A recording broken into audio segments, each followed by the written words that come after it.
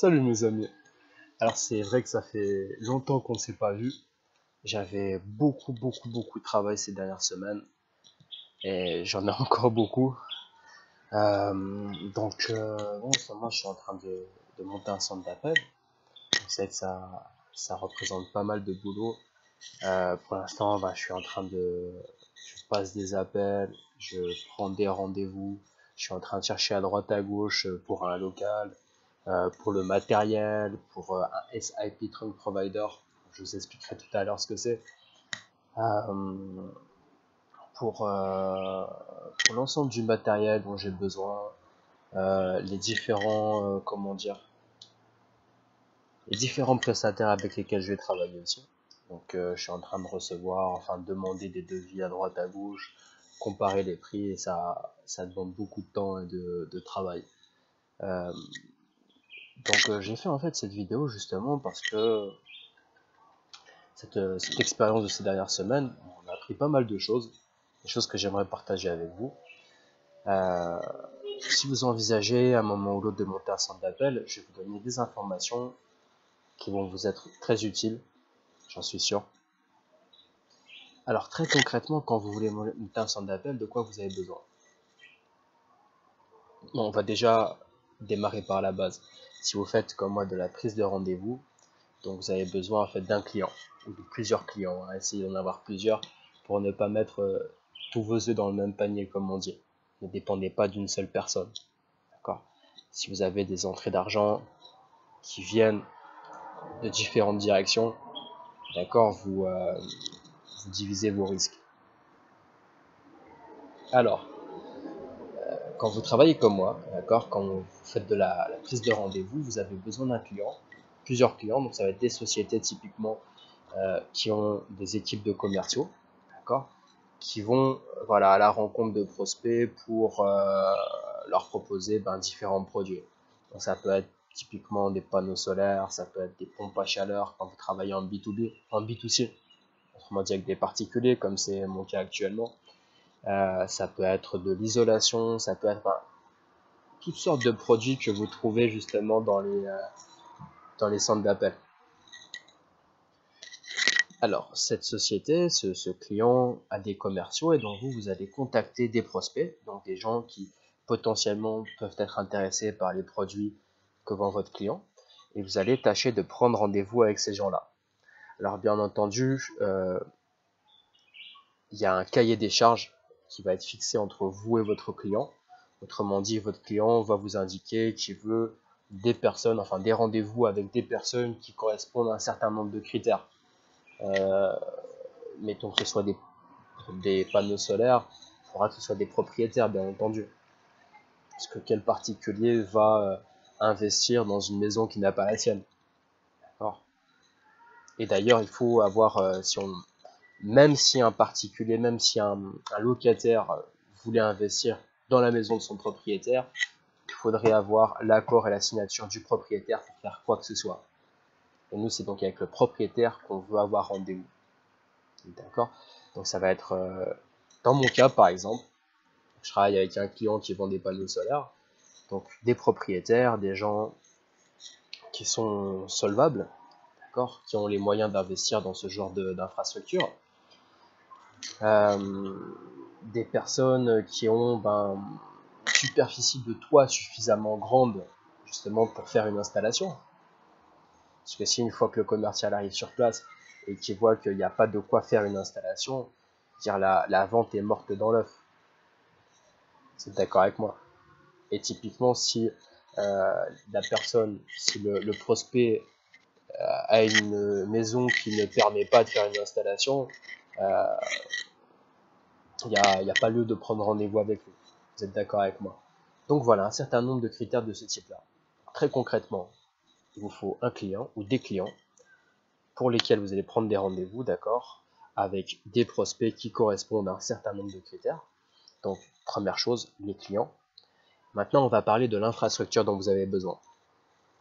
Il va vous falloir un local, bien entendu. Ce local, il faut savoir que vous allez le louer avec un bail commercial. Donc ça va vous coûter plus cher que quand c'est pour un appartement dans lequel vous allez habiter. Parce que c'est un local que vous allez exploiter pour gagner de l'argent. C'est un cadre professionnel. Donc un appartement avec un bail commercial, alors suivant la ville dans laquelle vous êtes, suivant la manière dont vous négociez le local, ce qui peut éventuellement être intéressant de faire, c'est d'acheter la clé, vous voyez. Vous achetez la clé, un certain montant, et ensuite vous avez un tout petit loyer à payer. Donc le prix de la clé, vous allez l'amortir sur 1 an. D'accord. Ça vous permettra de faire vos calculs prévisionnels. Donc le local, il vous faut, alors en termes de matériel, il va vous falloir des PC, donc les tours, les écrans, des casques. Moi ce que je vous conseille c'est un casque Jabra, d'accord, comme celui-là, pour qu'on vous entende bien et que vous entendiez bien vos prospects. Donc un casque par position. Il va vous falloir donc des meubles pour installer tout ça. Il va vous falloir donc un serveur distant. Alors dans beaucoup de centres d'appel, vous trouvez le serveur, ou plutôt les serveurs à l'intérieur du local. Moi je vous conseille de louer tout simplement un serveur distant qui va se trouver dans un data center. Je vous expliquerai rapidement pourquoi. Donc vous allez louer 2 serveurs distants, comme ça si vous avez un de vos serveurs qui tombe en panne, il vous reste l'autre, vous ne vous retrouvez pas en galère, d'accord. Donc si vous prospectez en France, moi je vous conseille de louer chez OVH, sachant qu'ils ont beaucoup de data centers en France. Il va vous falloir un SIP Trunk Provider. Donc retenez ce terme, un SIP Trunk Provider. Donc ça va être votre fournisseur de minutes. Ça va être le fournisseur qui va vous fournir le solde nécessaire pour passer les appels. Donc un SIP Trunk Provider. Donc pareil, vous allez sur Google, vous allez voir, il y en a tout un tas. Vous leur demandez de vous envoyer leur devis. Vous comparez les différents devis. Vous allez à la société qui vous paraît la plus sérieuse avec le tarif le moins élevé, bien entendu. Donc un SIP Trunk Provider. Et à côté de ça, il va vous falloir une plateforme, d'accord, un CRM qui va vous permettre de gérer votre centre d'appel. Donc de pouvoir, comment dire, voir lequel de vos agents est en ligne ou pas, lequel est en pause, faire des statistiques sur le temps de chaque appel, faire des statistiques sur l'évolution, sur la progression de vos ventes, et ainsi de suite. Donc il va vous falloir une plateforme. Et là, vous avez en fait 2 solutions, côté SIP Trunk Provider et plateforme. Soit vous allez opter pour une solution clé en main, tout intégré, d'accord, avec la plateforme, d'accord, que votre fournisseur donc, va installer, d'accord, sur son propre serveur. Donc vous n'avez rien à faire, solution clé en main, vous touchez à rien, tout est prêt. Et en fait, cette plateforme-là, d'accord, c'est la société qui a conçu cette solution, elle va les négocier elle-même avec le SIP Trunk Provider, avec le fournisseur de minutes. Alors, cette solution-là, bien entendu, ça représente beaucoup moins de travail, beaucoup moins de temps et d'énergie que la seconde dont je vais vous parler après.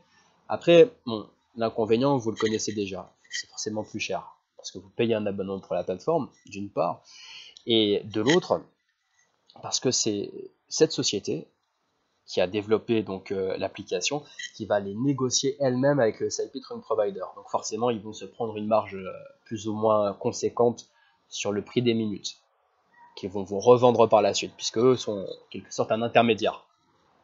Vous me suivez, d'accord? Donc ça, c'est la première solution.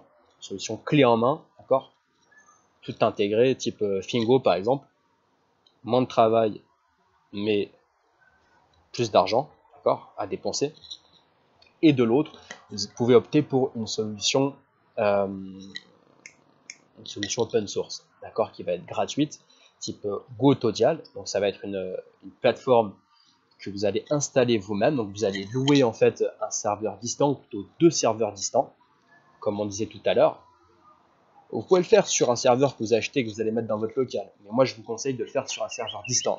Pour la bonne raison que le fait d'avoir ça sur un serveur local, ça va pomper au niveau du... comment dire, au niveau d'Internet, au niveau de la bande passante. d'accord, ça va bouffer de la bande passante à mort. Donc je vous conseille d'installer cette solution sur un serveur distant, dans un data center, 2 serveurs distants, d'accord.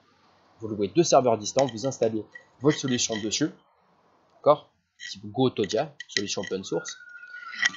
Et de l'autre, vous allez aller chercher vous-même un SIP Trunk Provider avec lequel vous allez négocier vous-même le prix des minutes. Ensuite, vous allez lier ce SIP Trunk Provider avec la plateforme. Alors là, on est sur une solution qui va vous coûter typiquement moins cher, mais qui va représenter plus de temps et de travail. Si vous n'avez pas de connaissances techniques, il va falloir que vous fassiez appel à un technicien pour qu'il vous installe la plateforme sur le serveur distant. Et typiquement, ça va vous coûter quelque chose de l'ordre de 3000 dirhams. Donc à vous de faire le calcul, faites vos calculs, allez au mieux. D'accord, moi ce que je vous conseille, c'est déjà d'aller voir côté open source, d'accord, la plateforme gratuite que vous installez vous-même. Vous allez chercher des SIP Trunk Provider, d'accord, vous leur demandez leurs tarifs, vous leur demandez de vous faire des devis, comparer au moins 10 devis différents, vous allez au moins cher.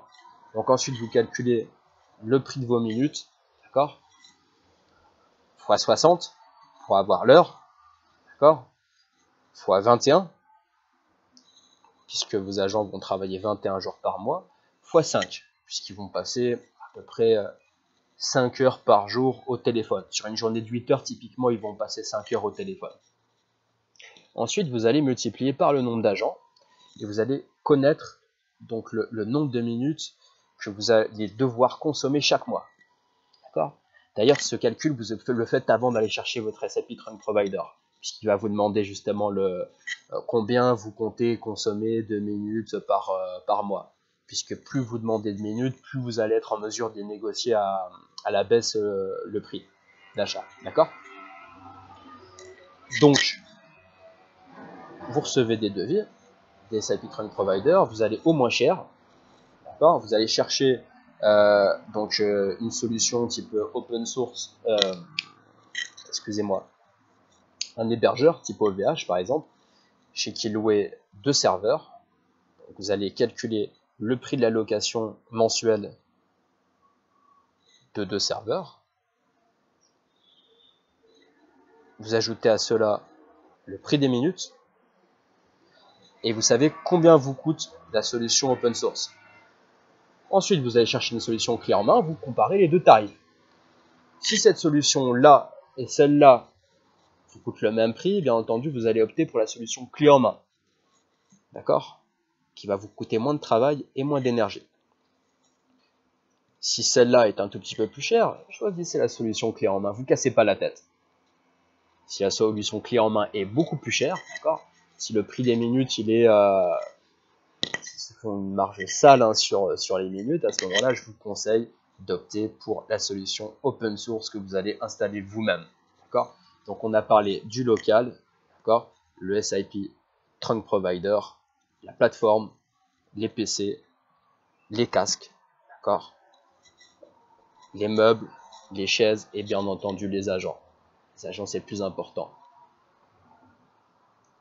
Les agents, c'est la base de votre centre d'appel. Donc le recrutement. Et là, c'est le passage qui est le plus délicat. Si vous avez déjà beaucoup de gens autour de vous qui sont dans ce domaine-là, qui sont performants, faites appel à eux.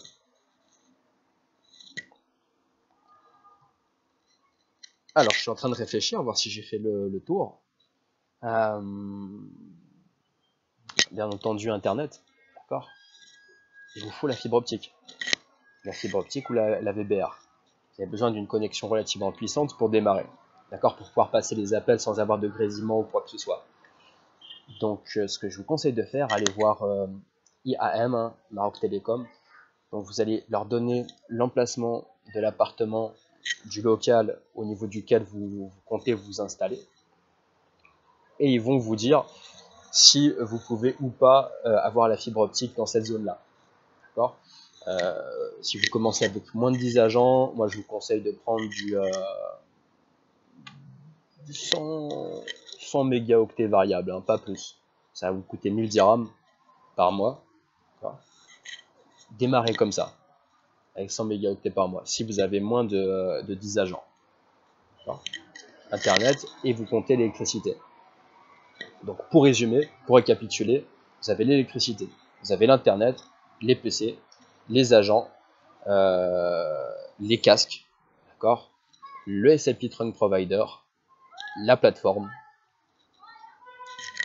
et bien entendu la création de la société. Ça c'est une démarche dont je vous parlerai plus en détail si ça vous intéresse. C'est simple, hein, d'accord. Et vous avez bien entendu les frais comptables. Les frais comptables, vous comptez à peu près 2000 dirhams par mois. D'accord. La création de la société, au niveau de la démarche, ça vous coûte à peu près 7000 dirhams. Très concrètement, vous faites quoi? Vous allez à la chambre du commerce et d'investissement de votre ville. Ils vont vous donner la liste des pièces à ramener. D'accord. Il y aura les statuts de la société. Ça, c'est un document que vous faites avec un comptable. Ça va vous compter concrètement 5000 dirhams. D'accord. Donc les statuts de la société, photocopie de votre pièce d'identité. Il y a un autre document, c'est une autorisation, c'est un document que vous devez remplir, d'accord, vous et votre associé si vous en avez un, et signer. Très concrètement, vous avez ces papiers-là à faire. En 3 semaines, votre société, elle existe juridiquement. Et à côté de ça, vous avez les frais comptables. Vous comptez 2000 dirhams par mois.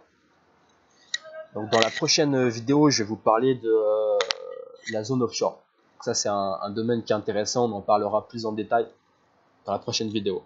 Alors si ça vous a plu, si cette vidéo vous a plu, qu'elle vous a été utile, laissez un pouce bleu, abonnez-vous, et on se retrouve très bientôt les amis.